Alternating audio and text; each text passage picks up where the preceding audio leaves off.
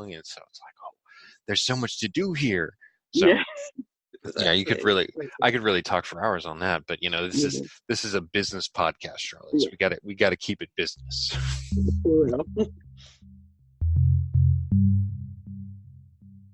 Hi, I'm Kyle Werkerly, certified professional ghostwriter. I'm glad you're listening as I welcome industry experts to share stories.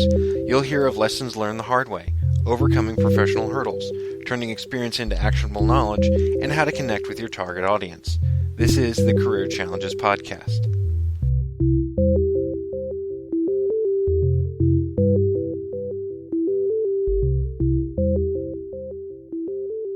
Welcome to the Career Challenges Podcast. My guest for this episode is Charlotte Barrett. Charlotte Barrett is a startup coach and consultant hailing from UK, London, UK. So, Charlotte, thank you so much for taking the time and, of course, aligning our schedules so that we can talk on the podcast.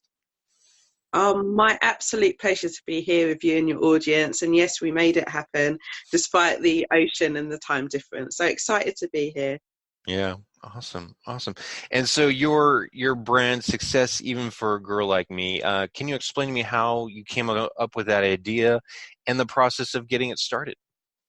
Yeah, absolutely. So for me, I always think that success is available for anyone if they choose to want to go down that road. Obviously, it's a minority that take up that. We all know that path is not easy.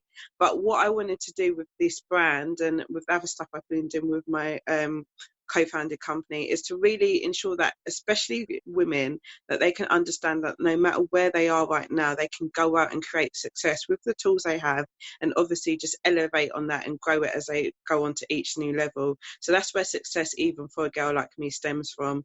And I have larger ambitions within the future that I want to actually set up a foundation where I can pay for everyday women, and perhaps in not situations that are conducive to what they want to aspire, and fund some places to help them through the tools of business as well. Awesome. So you're a startup coaching consultant. So what does that mean exactly? Because when I hear that, I assume it's going to be a certain type of company, and there's going to be some capital somewhere, and you've got a list of things you got to do. So am I right in that assumption, or how wrong am I? I would never like to say anyone's wrong, but absolutely.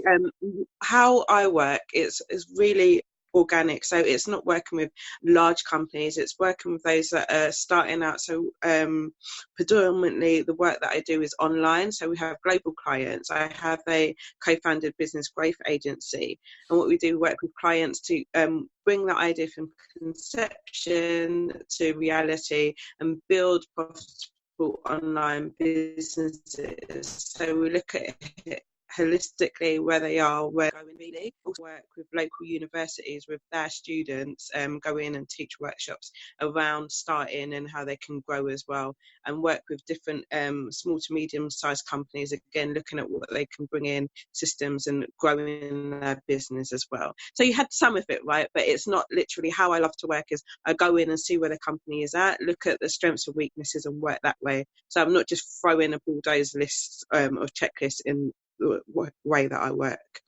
Awesome. And so do you have, I guess, like a favorite story of a company you helped get going? What is so great and what I love, and especially within the online world, is working with such a variant amount of companies. So anything from like childcare companies to accountants to PR companies. So I absolutely love them all. I will speak about one of our most recent clients. Is a lady. She's actually based in the US, and she started it's like an e-commerce company. It's a clothing brand.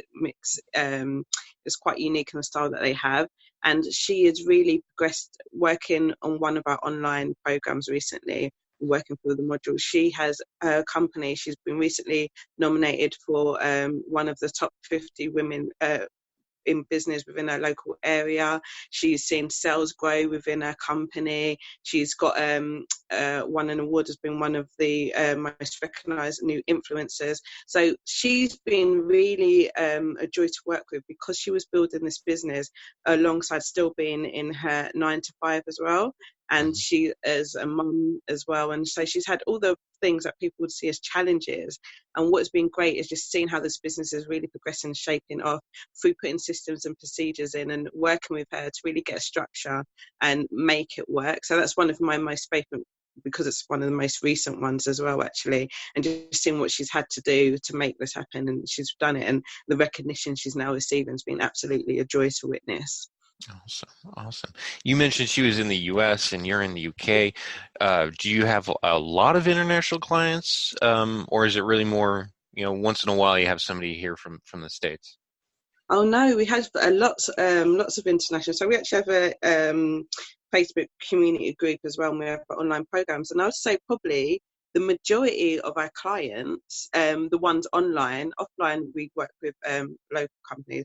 The majority are based in the US. We have one of our long-term clients is also in Malaysia, and work with people in Canada. So all over, which is what's really exciting for me, because without the internet and without social media would not have been able to connect Oh yeah. with these amazing people. So it's just made it so accessible and for us, and basically the principles of business work anywhere. The only problem I ever have is making sure the time difference works. So Oh, so it's not new to you, organizing and aligning schedules. no, sometimes I'll have to literally, it could be staying up late or working out. But actually, with the US clients, it works well because I can often jump on calls or work with them in the evening. And then I finish bits as being a mother as well. So I've finished my afternoon bits with my kids. So that works out quite well, the US clients. Good, good. Because usually, I've had one or two international guests, and so yes, I'll have to switch my schedule on. But usually, I just have to add or subtract an hour or two to Yeah. line up with the guests that I'm talking with. So I have to admit, I guess I do have it easy. Yeah. Yeah, no, it's great.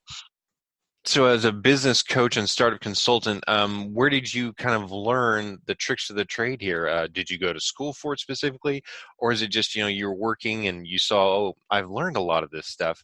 Maybe I can pass that on to others.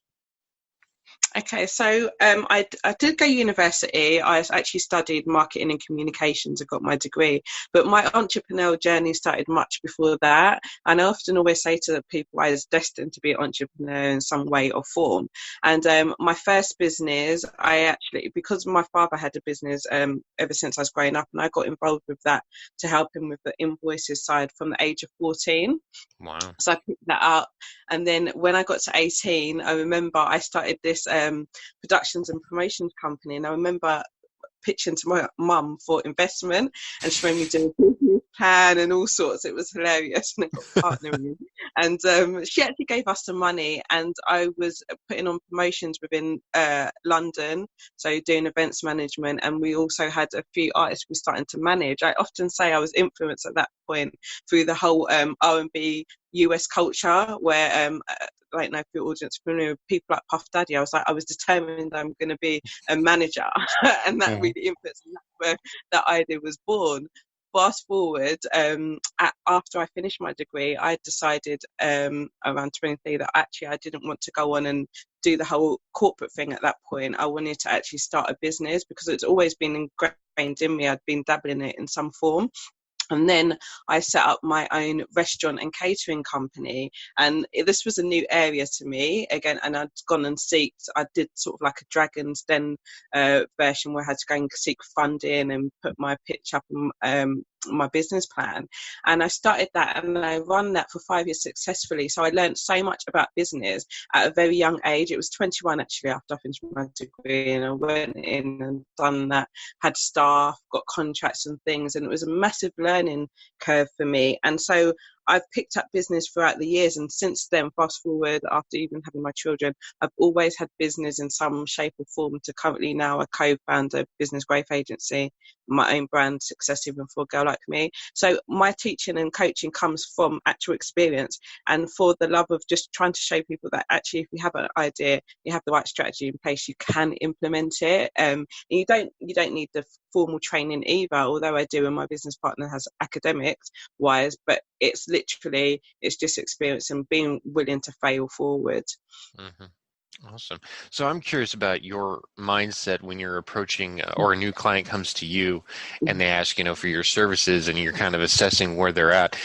If they have some academic background, how much is good, and if they have none at all, kind of how do you see that as what will dictate their potential for success, I guess you should say. Yeah, sometimes, ironically or not, I think sometimes too much academics background in it can sometimes hinder, because I do believe that business is about experience, and as I said, failing forward and being willing to be risk takers. And at the moment, we're lucky enough that we're contracted with some of the universities in London, and I go and teach entrepreneur workshops with the students. And what I do see, a lot of them are coming from, they're not all from the discipline of studying business. You've got them from different variants, catering, etc., wherever. But I do know that sometimes there is blocks around them actually understanding, particularly building a business in the online world, that what they're learning in the textbook isn't necessarily true. As an entrepreneur, I'm sure you'll agree, like Hmm. there's so many ups and downs. It isn't textbook. Like every day is different. You're experiencing many emotions or many challenges and ups and downs, and you can't Every write that day, in yeah, the every day. book. So when you come in it thinking, oh no, this is going to be XYZ, just like I did a marketing degree, what I do and part of what I do is build is marketing.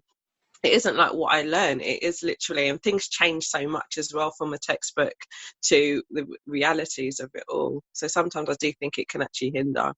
Mm-hmm. Yeah. So I guess kind of give me a brief overview of what your workshops are like. What can somebody expect if they sign up for them? Okay, well, I am all about the truth. I will tell the reality. I'll say it's not going to be crystal clear. It's you're not going to have it all figured out. It is about tweaking and being willing to get help from people, that are a few steps ahead of you, and also learning to like master your craft. And what I do teach a lot, because for me, it is about the strategy, but as much as anything else for you to be successful in business, it is about the mindset also, because I do believe that your business will grow as big as you are in terms of your mindset. So I do drop a lot in our workshops. We'll put mindset elements as well as the strategy, going and testing and validating your audience and pricing, etc. But it is about the mindset and being able to be resilient as you embark on your entrepreneur journey. So I think that's the little bit of difference that we bring into it, and also real life case studies from clients I've worked with and myself and my own business experience. That's the typical of what our workshops will look like, and encourage a lot of connection and real life. I don't believe in you just going to workshop and just sitting there and taking it in. For you to learn, it's better if you can absorb it in some way and get interactive as well. Hmm. So then what is, I guess, the mindset that is most conducive to a company being successful? I think it's about being flexible, because as I said, markets and things are changing all the time, and not being, I know you can only limit risk, but you can't be risk averse if you want to be successful. You're going to have to take some risks at some point, and you're going to have to be flexible in order to change things as things are changing, and if you want to reach that next level. So that mindset has to be there. And also, as I said, resilience. You have to be resilient to different things happening, ups and downs, maybe staff leaving, maybe systems or tech not working. Tech can be a nightmare sometimes, Oh, yes. but you exactly, we rely on it so much. But Mm. you do have to be resilient and be able to go back to plan, B or C or D or E. Hmm. So I take it you provide some of the material for the workshop for your students to use?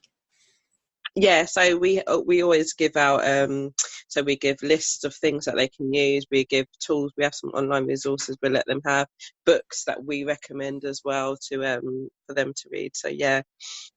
Awesome. So outside of that, outside of what you provide them, are there, I guess, books or certain thought leaders or workshop or the other, I guess, work material that you would suggest an aspiring entrepreneur to look into for more help, I should say? Yeah, well, so we have online programs as well that we run through, where we go through different modules aside from that. But I think in terms of, obviously, if you're looking at tech side, Hmm. you need tools. If you're looking to, automate your business, which I do we all want time freedom as well as we're building businesses. But so I think automation and tools, I recommend them. I'm not going to say anything specific, but Mm-hmm. like things that you can use to build your funnels and stuff will really help. You've got tools that help you with your time management. So having, like, we use it as a scheduler as well, things like that. There's those tools. Always try and make my clients' lives easier. So tools and automation and apps as well that can save you time.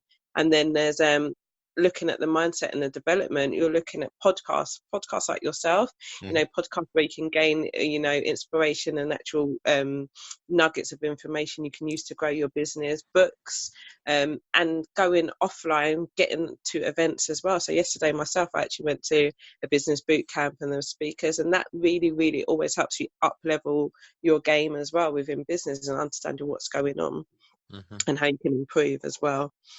Awesome. And so you mentioned your father was in business and you learned a lot from him. But was there, I guess, a specific author or book or speaker that really, you connected with and you're like, I really dig what this person is saying. I'm going to go for it now.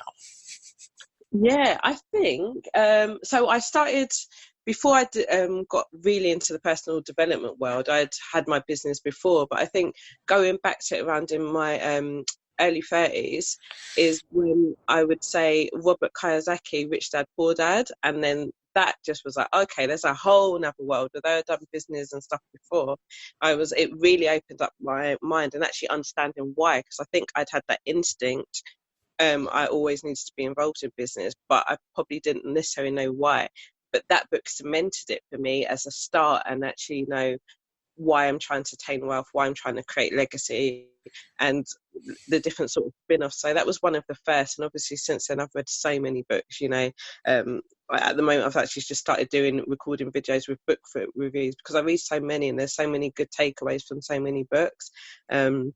Looking at as well. So I think like The Slight Edge was a really big influence for me, which talks about, incrementally doing something every day and then seeing the compound effect, with things growing. And I think when we understand that, especially in business, we can overestimate what goals we want.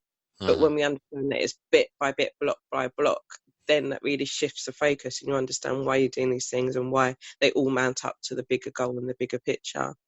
And who wrote Slight Edge? Like Ed, I believe Jeff Olson. Jeff Olson. Okay, good. I'll put Yeah, that on my reading list. I'm always looking for new books, and so I have an ever-expanding reading list that I'm sure I'll never get through, but I'm always like, I want more books. Tell me who's reading what. Tell me, and I'll go out and put that on my list.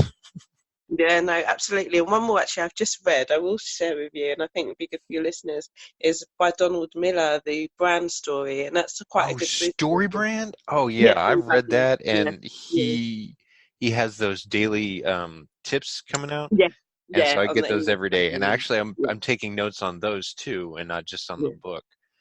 yeah, So it's fab, isn't it? It's great. I love that. But yeah. And of course he's using the whole hero's journey. And since I love that. I watched a lot of movies as a kid and read a lot of books, and there was always the hero's journey and where we're going with it. And so I was like, oh, we can apply that to business now. That's great. yeah. And so I really dug into that and ate it up. So I really Don Miller. So another big one. So I've It's read that great. one. So for once, there's a book that I have read, and I don't have to put it on my list. Yeah, So no, that it is fab as well. Isn't it making you think every time you watch a movie? Well, since I read that, every time I'm watching a movie, I'm looking up the story, the hero, the guide. It's cool. Like to Hollywood. yeah, and then sometimes even in that movie, one character is fulfilling different parts. They may be a guide for a little bit, and then they become kind of a bad example, or maybe it turns out that the bad guy really was kind of trying to help them along, and so it's like, oh, there's so much to do here. So Yeah, yeah, exactly. I could really talk for hours on that, but this is a business podcast, Charlotte. So we got to keep it business. So, speaking of books, don't you have a book coming out? I absolutely do, and it's such an exciting project, and it's called From Day Job Stress to Satisfied Best, meaning the premises around it is like, I believe that there were a lot of people there going to jobs and knowing a 9 to 5, which is perfectly fine. And not everyone is meant to be entrepreneur, I believe, or to have business.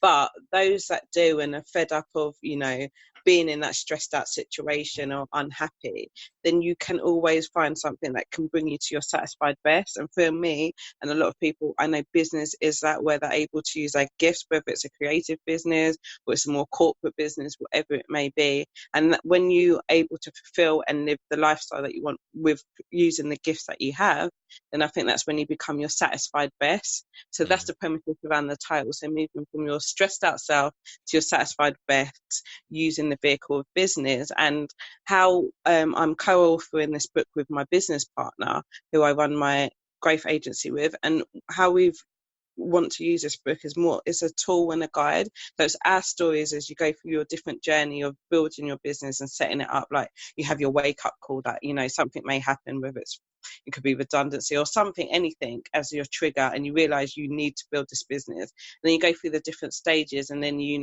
testing and validating.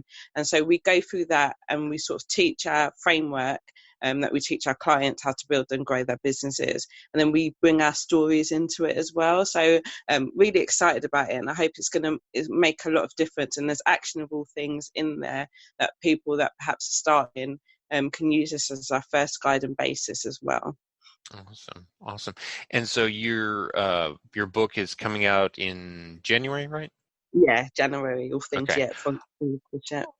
I'll make sure to touch on that at the end as well. But love talking about books. But you also said you're co-authoring a book. So what is that process like of co-authoring with somebody? Can you just explain how it's been working for you?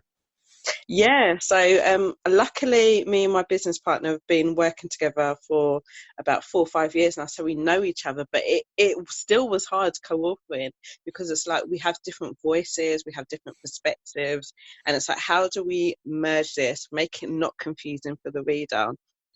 Make sure there's a clear path as well. I got a book coach, and that was one of my first things. How do we do this?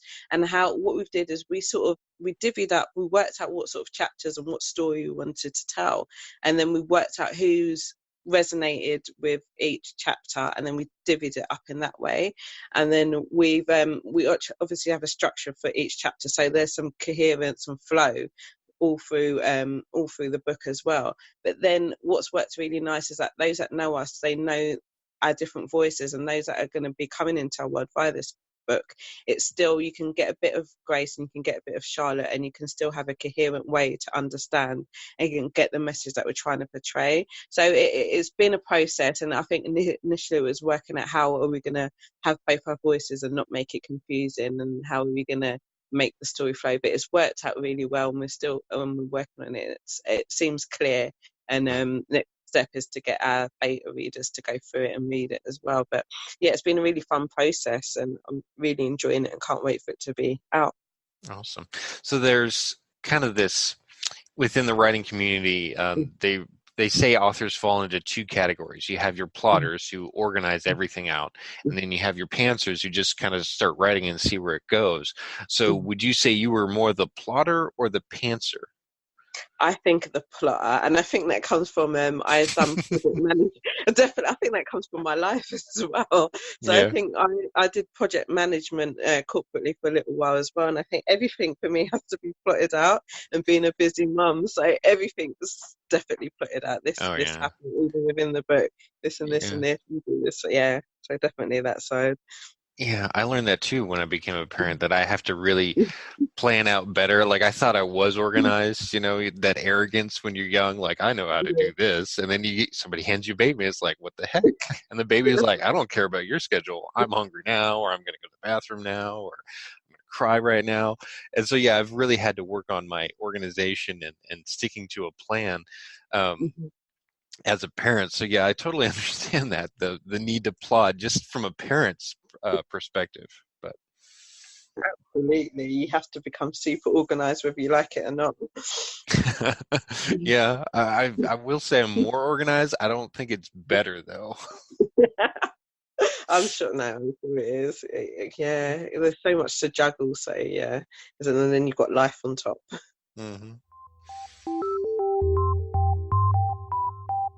Would you like to be a guest on the Career Challenges podcast? Go to careerchallengespodcast.com to find out how. While you're there, check out other episodes and download them through Apple Podcasts, Google Podcasts, Stitcher, Podcast Addict, Castbox, Spotify, iHeartRadio, and more. The Career Challenges podcast is hosted by me, Kyle Weckerly. I'm a certified professional ghostwriter who works with business thought leaders and industry experts to write polished manuscripts, assess their publishing options, and create book marketing plans. I've worked with consultants, high-ticket salespeople, coaches, speakers, C-level executives, and business owners. My authors have worked for USAA, Vistage, Booz Allen Hamilton, Austin Technology Council, and the John Maxwell team. My authors want to write a book to serve as a platform for their marketing endeavors. They know that becoming an author will help them secure speaking gigs, market their expertise, promote a product or service, and more. Are you ready to turn your experience, knowledge, and stories into actionable advice and connect with your ideal client? Then visit weckerlywriter.com to schedule a consultation today and begin your publishing journey. That's weckerlywriter.com. WECKERLYWRITER.com. And now, back to the Career Challenges podcast.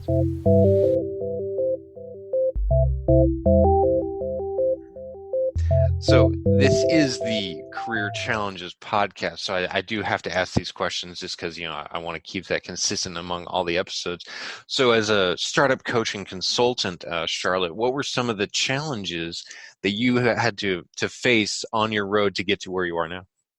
Okay, go for it. Yeah, so some of the challenges I've experienced over my business careers when we transferred from the offline world to the online world and understanding how that worked, because it's so much different, like building a brand, looking at the technology side of it as well.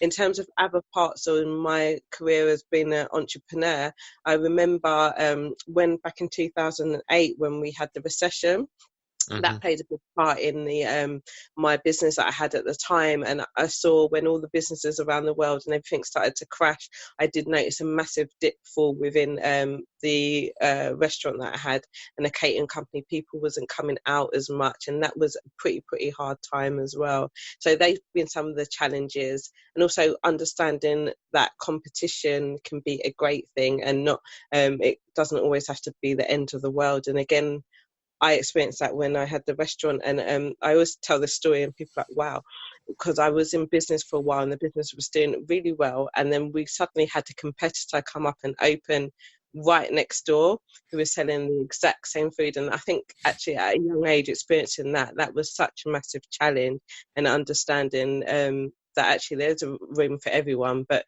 it was quite a massive challenge knowing that someone was right next door to you serving serving the same audience, and that you had to then just up your game literally and work it out. Awesome. And so I guess share a lesson or two that you've learned either the hard way or just something that, once you're done with, you're like, oh, well, now I know. I think one of the lessons is that actually everything is figure outable, and I think Marie Forleo's got a new book about that you can actually figure things out. That if you find someone's always done it or someone's experienced it, and you just need to reach out and work in things within business, understanding that you're not going to be an expert in every single field or area. So actually use a network and use the people around you. That's something over the years, just building a network has been really key and fundamental in growing, because there's always someone that you can tap into the resources network or get the help. So building a network has been massive. Mm-hmm. And what was that author you mentioned? Marie Forleo. All right. Yeah. I'll put her books on my list now too. I keep on. Yeah. And so I always love that when we're talking with guests, or whenever I'm talking with guests, they'll mention an author. I'm like, oh, well, tell me about that author. And so we talk about more books. And so anyway, just because I'm a ghostwriter and I work with books, I'm always looking for other books. What people are talking about. Yeah.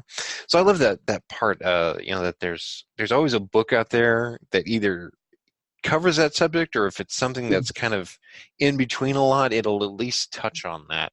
And so that's what I always enjoy about that, and the whole writing process as well. So Charlotte, Charlotte, you're a business coach and consultant. Have you had your own business coach and consultant?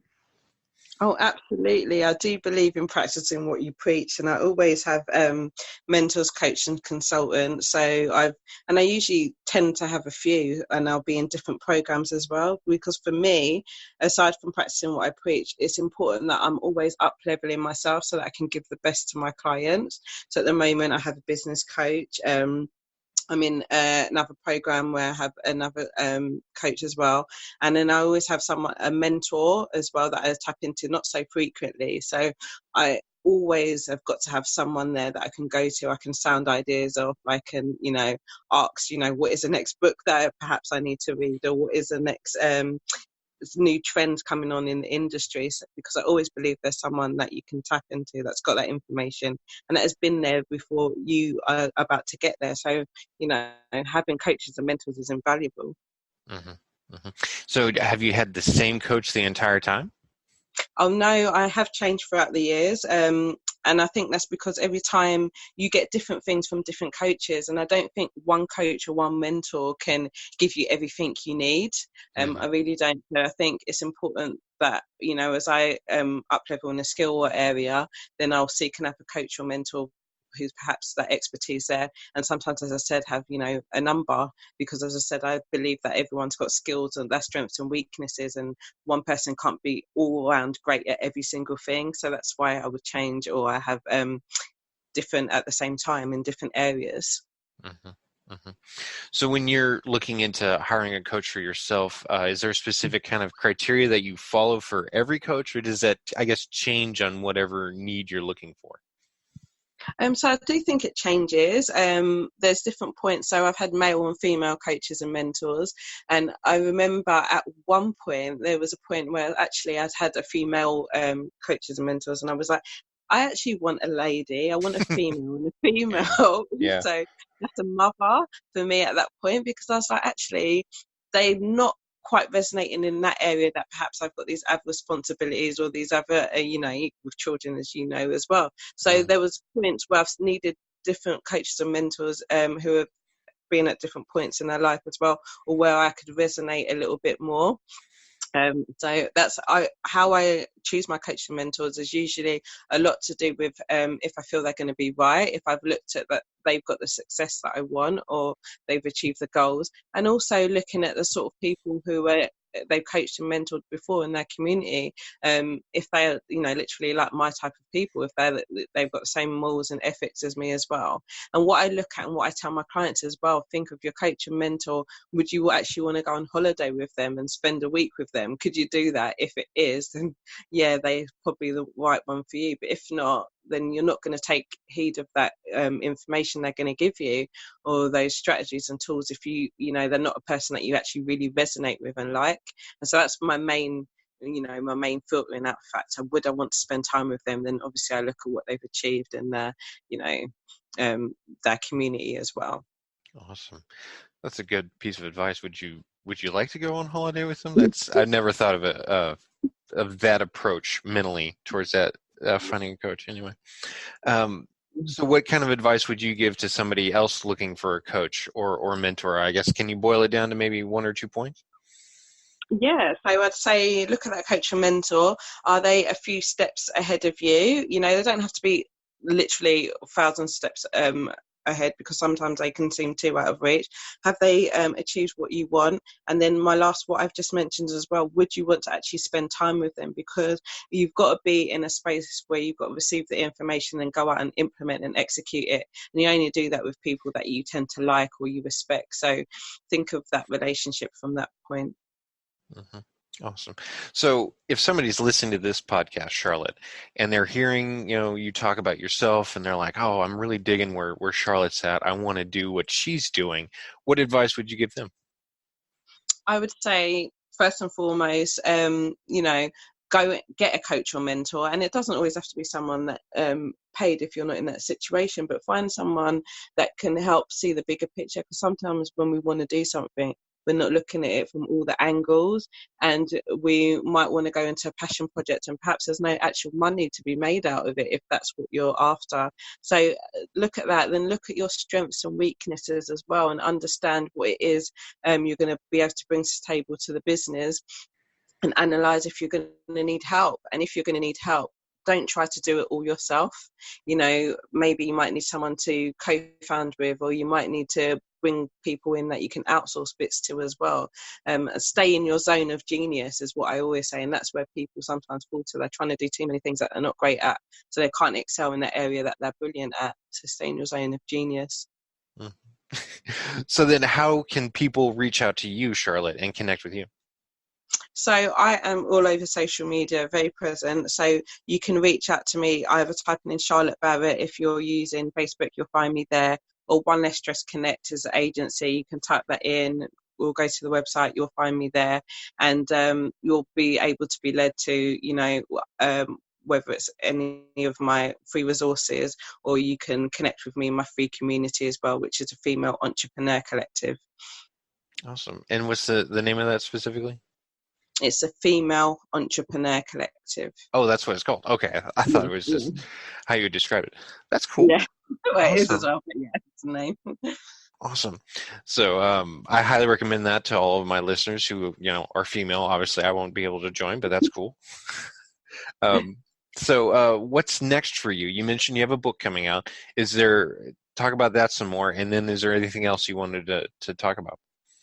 Yeah, so we have the book coming out. We have a signature program that we run real time. So we've got the new cohort of that starting in October. So we've got that as well. I love doing that. It's live in Teach online as well. And more next year will be more in-person workshops, is what I really want to get to doing a bit more of, as well as doing my contractual stuff, working in universities as well. Awesome. And your book, again, let's mention that one more time just so that people really understand. There's a book coming out by Charlotte Barrett. You need to get it. Absolutely. So the book is called From Day Job Stress to Satisfied Best. It will be out in the new year. If you want to connect with me and be one of the first to know, then please do reach out on social media. We'll get you on the wait list. And I cannot wait for it to get out to the world and really help people with some practical stuff to do to grow and get started their business, and just really and see the journey of what me and my business partner have both taken as well. Awesome. And that one's going on my business or my reading list as well. So one more book added to the long list. So, well, Charlotte Barrett, thank you so much for, finding the time in your busy schedule to meet up with me here online and, just share your story. I really appreciate it. Thank you so much for having me. I've had a ball and it's been a pleasure, and thanks for letting me be with you and your audience today. Oh, it's been my pleasure.